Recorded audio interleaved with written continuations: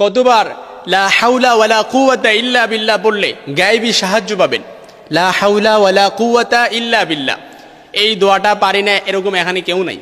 লা হাওলা ওয়ালা কুওয়াতা ইল্লা বিল্লাহ, একেবারে সহজ একটা দোয়া, কিন্তু এই দোয়াটার এত ফজিলত। বিভিন্ন হাদিসের মধ্যে আপনি যদি দেখেন যতগুলো দোয়া এসেছে তার মধ্যে অন্যতম সর্বশ্রেষ্ঠ দোয়া আমি মনে করি এটা, লা হাওলা ওয়ালা কুওয়াতা ইল্লা বিল্লাহ। এর অর্থই হচ্ছে আপনি আল্লাহ তাআলার কাছে বলতেছেন লা হাওলা ওয়ালা কুওয়াতা ইল্লা বিল্লাহ, আল্লাহ ছাড়া কোনো উপাস্য নেই, আল্লাহ সাহায্য ছাড়া পাপ মুক্তির কোনো পথ নেই। আপনি বলতেছেন যত পাপ করছেন জীবনে সব পাপগুলো ধন্না দিয়ে আল্লাহর কাছে বলতেছেন যে আল্লাহ আপনি ছাড়া এই পাপ মুক্তির জন্য আর কোনো সাহায্য, কোনো উত্তম মাধ্যম আর নেই।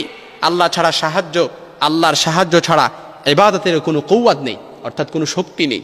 এটা আপনি আল্লাহ তাআলার কাছে বলতেছেন। এই জন্য কতবার লা হাওলা ওয়ালা কুওয়াতা ইল্লা বিল্লাহ বললে আপনি সাথে সাথে গায়েবী সাহায্য পাবেন।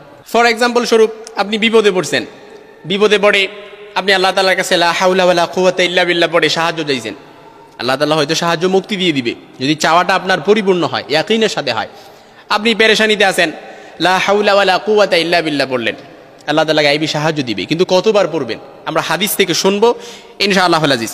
হাদিস শরীফের বর্ণনা এসেছে সুনানে তিরমিজি, আল্লাহর হাবিব সাল্লাল্লাহু আলাইহি সাল্লাম বলেন জান্নাতের দরজাগুলোর একটি কি আমি তোমাকে বলবো? অর্থাৎ কায়েস রাদিয়াল্লাহু তাআলা আনহুকে আল্লাহর হাবিব সাল্লাল্লাহু আলাইহি সাল্লাম বললেন। তখন আমি বললাম অবশ্যই। তিনি বললেন লা হাওলা ওয়ালা কুওয়াতা ইল্লা বিল্লাহ, অর্থাৎ লা হাওলা ওয়ালা কুওয়াতা ইল্লা বিল্লাহ এটা হচ্ছে জান্নাতের একটা দরজা। সুবহানাল্লাহ বিহামদি। অপর এক হাদিসে এসেছে আল্লাহর হাবিব সাল্লাল্লাহু আলাইহি সাল্লাম বলেন যে আমি কি তোমাকে জান্নাতের গুপ্ত দনগুলোর একটি সন্ধান দিব না? আবু যর রাদিয়াল্লাহু তাআলা আনহু বললেন ইয়া রাসূলুল্লাহ অবশ্যই দিবেন। তখন আল্লাহর হাবিব বললেন লা হাওলা ওয়ালা কুওয়াতা ইল্লা বিল্লাহ, এটা হচ্ছে জান্নাতের একটা গুপ্ত ধন। কেউ যদি জান্নাতের গুপ্ত ধনের মালিক হতে যায়, হাদিসের মধ্যে এসেছে সেই জন্য বেশি বেশি লা হাওলা ওয়ালা কুওয়াতা ইল্লা বিল্লাহ পড়ে। এই জন্য দোয়া কবুলের সময়গুলোতে, যে দোয়া কবুলের সময় আছে কাবলা জোহর, তারপর মাগরিবের আগ মুহূর্তে, তারপর রাতের শেষাংশে, তারপর আজানের সময়, এই সময়গুলোতে আপনি যদি লা হাওলা ওয়ালা কুওয়াতা ইল্লা বিল্লাহ বেশি বেশি পড়েন তাহলে আল্লাহ তাআলা আপনার দোয়াগুলো কবুল করে নেবে, দোয়াগুলো কবুল করে নেবে।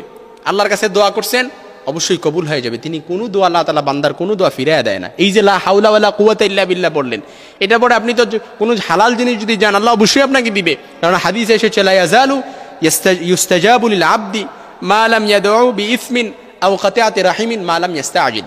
বান্দা যখন আল্লাহর কাছে দোয়া করে, সে যদি দোয়ার মধ্যে আত্মীয়তার কোনো দিক না যায়, পাপের কোনো দিক না যায়, কিংবা দোয়ার ক্ষেত্রে সে যদি তাড়াহুড়া না করে, আল্লাহ তাআলা তার দোয়াটা কবুল করে নেয়। লা ইয়াজালু ইস্তাজাবু লিল আবদি মা লাম ইয়াদউ বিইসমিন আও কাতিআতি রাহিমিন মা লাম ইস্তাআজিল। অবশ্যই আল্লাহ তাআলা তার দোয়াটা কবুল করে নেয়। এই জন্য আল্লাহ তাআলার কাছে আপনাকে চাইতে হবে, বলতে হবে আল্লাহর কাছে। আজকে ইনশাআল্লাহ শিখে নেবেন এই দোয়াটা। তবে এই দোয়াটা বলার ক্ষেত্রে আমি বলবো বেজুর সংখ্যক পড়বেন। কতবার পড়বেন? অর্থাৎ বেজুর সংখ্যক পড়বেন। কুল হুয়াল্লাহু আহাদ আল্লাহুস সামাদ, আল্লাহ তাআলা এক, আল্লাহ এককে খুব পছন্দ করেন। বেজুর সংখ্যক পড়বেন।